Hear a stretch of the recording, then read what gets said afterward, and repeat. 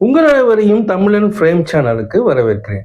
இந்த வீடியோவில் நம்ம நெட்ஃப்ளிக்ஸில் ஓடிடியில் ரிலீஸ் ஆகிருக்கிற பரதநாட்டியம் 2 மோகினியாட்டம் படத்தை பற்றி தான் நம்ம பார்க்க போகிறோம்.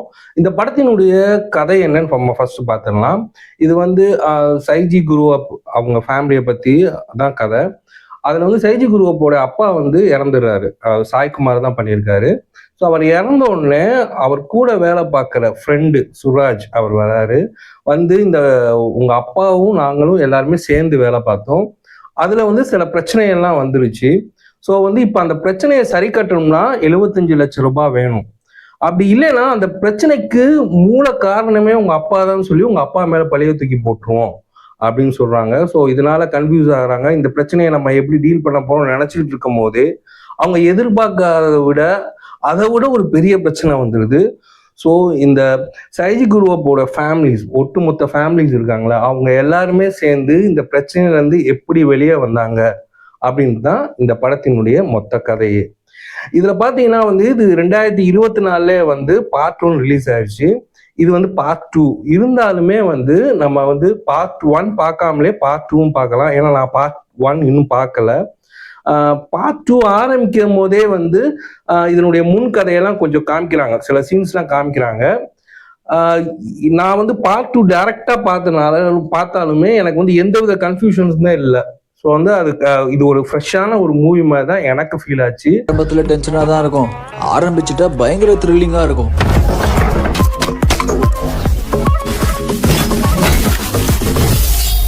ஏதாவது ஹெல்ப் வேணுமா அங்கிள்? என்ன ஒரு சிம்பிளான ஃபேமிலி இல்ல.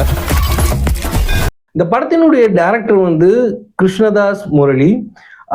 அது மட்டும் இல்லாமல் இது எழுதியிருக்கிறதும் கிருஷ்ணதாஸ் முரளி தான். இவரோட சேர்ந்து விஷ்ணு ஆர் பிரதீப் அவங்களும் எழுதியிருக்காரு. இது வந்து இந்த படம் ஃபுல்லாமே வந்து ஒரு டார்க் ஹியூமரை பேஸ் பண்ணி தான் இந்த படமே. அங்கங்கே அந்த டார்க் ஹியூமர் ஒர்க் அவுட் ஆயிருக்குன்னே சொல்லலாம். நிறையா சீன்ஸ்ல வந்து அது ஒர்க் அவுட் ஆயிருக்கு.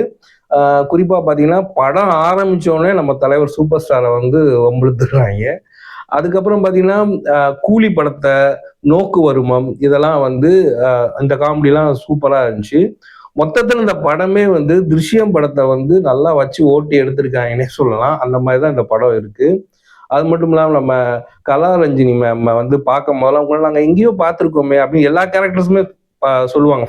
ஃபர்ஸ்ட் அந்த கேரக்டர் பார்க்குற எல்லா கேரக்டருமே, கலாரஞ்சினி மேம் பார்க்குற எல்லா கேரக்டருமே உங்களை நாங்கள் எங்கேயோ பார்த்துருக்கோமே சொல்லுவாங்க. அதுக்கு ரிலேட்டடாக ஒரு சீன் வச்சுருப்பாங்க. அது சூப்பர்னே சொல்லலாம்.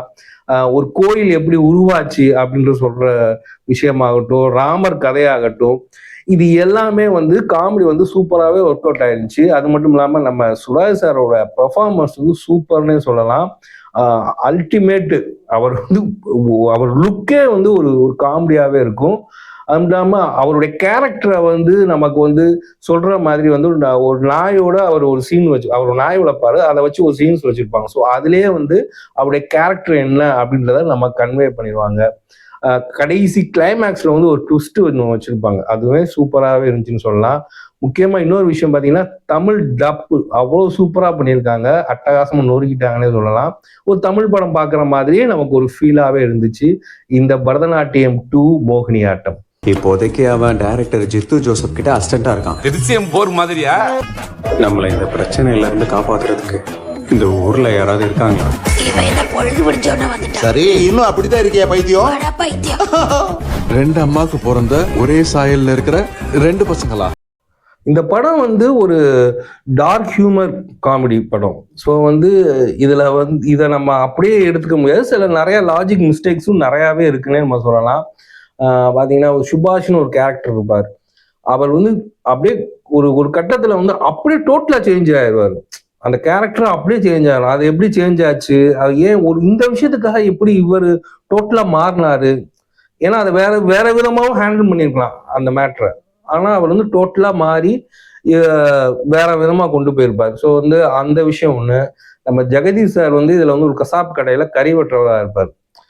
என்னதான் வந்து சுராஜ் சாருக்கும் இவருக்கும் ஒரு முட்டிக்கிட்ட விஷயங்கள் இருந்தாலுமே அதுக்காக இப்படி ஒரு விஷயத்துக்கு நம்ம ஜெகதீஷ் சார் சம்மதிப்பாரா அப்படின்ற ஒரு லாஜிக் நமக்கு தோணுது. இது ஏன்னா ஹைலி ரிஸ்கான விஷயம். இன்னொரு விஷயம் வந்து இந்த ஃபேமிலிக்குள்ள வந்து ஒரு ஒரு விஷயம் இருக்கும்.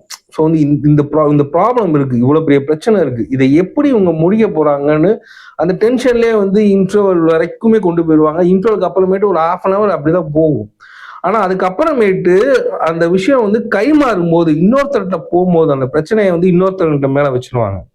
ஸோ அதுக்கப்புறமேட்டு நமக்கு வந்து அந்த இன்ட்ரெஸ்ட் நமக்கு இருக்காது. அந்த ஸ்க்ரீன் பிளேயும் அந்த ஃபாஸ்ட்னஸ் வந்து கொஞ்சம் கம்மியாயிடும்.